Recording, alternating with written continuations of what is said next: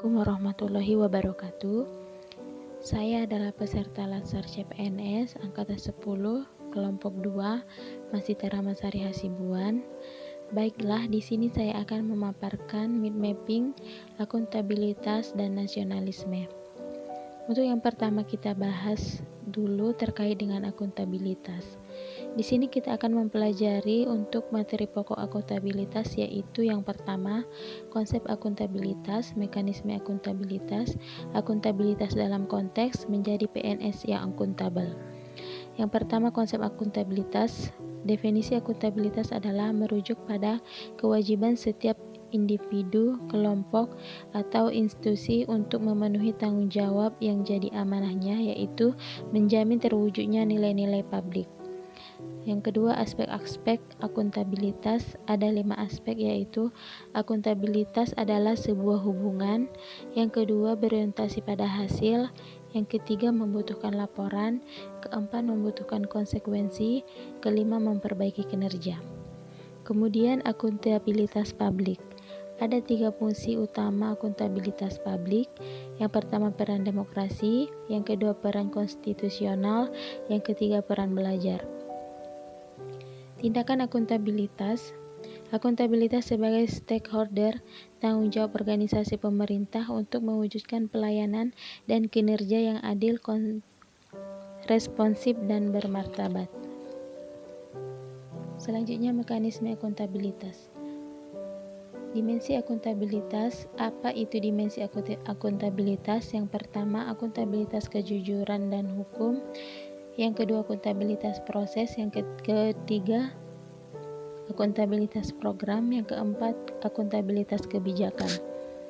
Kemudian mekanisme akuntabilitas itu sendiri ada 3. Pertama, perencanaan strategis. Yang kedua, kontrak kinerja. Yang ketiga, laporan. Akuntabilitas menciptakan lingkungan kinerja yang akuntabel dari sisi kepemimpinan, integritas, keadilan, transparansi, tanggung jawab, kepercayaan, keseimbangan, kejelasan, dan konsisten. Ada 5 langkah dalam framework akuntabilitas. Yang pertama, tentukan tujuan dan tanggung jawab. Yang kedua, rencana apa yang dilakukan untuk mencapai tujuan. Yang ketiga, lakukan implementasi monitoring kemajuan. Keempat, memberikan laporan secara lengkap. Kelima, memberikan evaluasi dan laporan masukan perbaikan.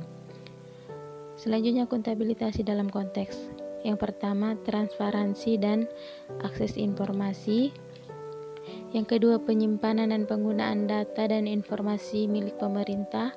Yang ketiga, praktek kecurangan. Yang keempat, konflik kepentingan.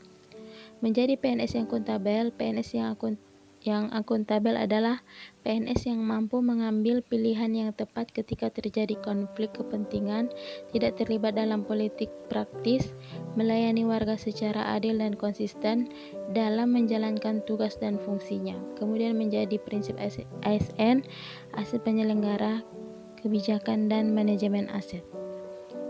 Baiklah, mungkin sekian dulu untuk penjelasan mengenai akuntabilitas. Kemudian selanjutnya kita masuk pada mind mapping nasionalisme. Pada gambar nasionalisme ini bisa kita lihat bahwa untuk menjadi ASN yang mengaktualisasikan wawasan kebangsaan perlu menerapkan dan mengimplementasikan Pancasila yang terdiri dari ketuhanan yang Maha Esa, kemanusiaan yang adil dan beradab, persatuan Indonesia, kerakyatan yang dipimpin oleh hikmat kebijaksanaan dalam permusyawaratan perwakilan, keadilan sosial bagi seluruh rakyat Indonesia.